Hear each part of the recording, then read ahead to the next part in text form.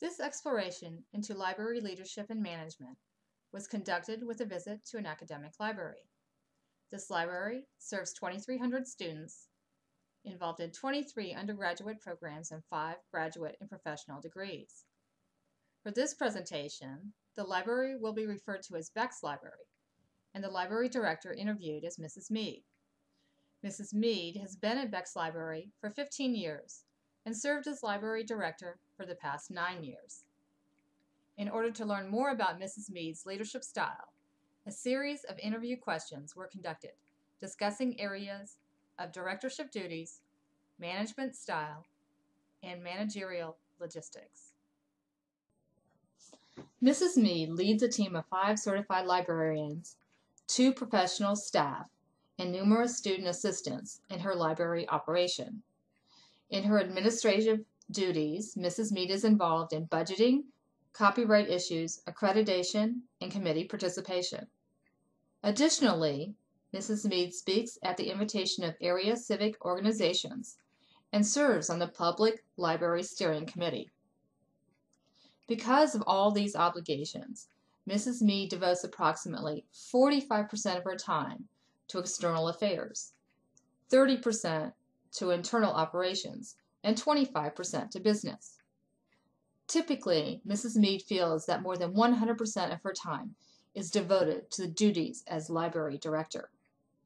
Leading by example is how Mrs. Mead defines leadership, while management is balancing personalities to achieve both individual and department goals. Since her operation must remain solvent, she says the library does not differ from that of a business. Priority is given to necessary electronic resources, and other funds are divided by university colleges by a statistical formula. Both the individual and department goals are set annually, and employees are typically trained in-house or through webinars. Visits to local conferences and other academic libraries enhance training. Through this goal setting, Mrs. Mead feels organizational goals which are tied to the university's mission are being met. 2 issues which arise include the need to provide classroom space for one of the colleges and building maintenance. Mrs. Mead feels sharing space for classroom work impinges on the service to the general student body. Additionally, the age of the building requires Mrs. Mead to constantly be on alert for maintenance issues.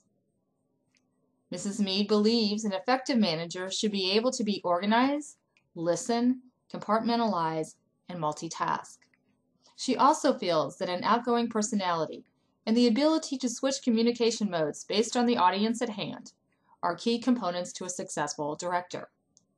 To aspiring directors, she recommends getting to know the environment and staff before making any decisions, and to always put forth a positive, confident image. The raving fan concepts of vision, plan of action, and consistent delivery plus 1% are found at Beck's Library. Through the employee and department annual goal setting, this is achieved. Currently, the Beck's Library is working on a writing project, and next year the plan is to improve liaison faculty communications. Mrs. Mead has a clear understanding of her emotional intelligence, as described in Primal Leadership. She fits the typical style of a democratic leader and displays 85% of the characteristics of a sound emotional leader. Additionally, Beck's Library was studied for 12 areas of employee satisfaction, and once again, in all areas, positive employee conditions and work environments were found. This study of Mrs. Mead and the Beck's Library has illustrated that the role of library director is varied and busy. A director is expected to be both a leader and a manager, and those roles fluctuate within a given day. Additionally, while the director must stay on track with library and university goals, she must also be in touch with industry trends and an ever-changing vision. After spending time at the Beck's Library, I found it was an excellent operation. The library was up to date with software and liaison work. The one area which could be improved was use of library space. Many libraries are trending towards whiteboards, comfortable seating, and group spaces, but I saw no indication of this at the Beck's Library.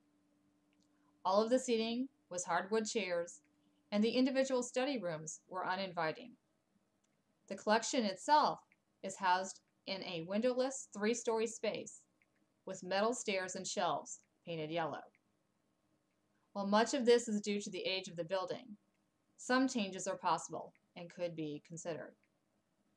Overall, the Beck's Library is a positive environment, and Mrs. Mead is an excellent leader to direct its future.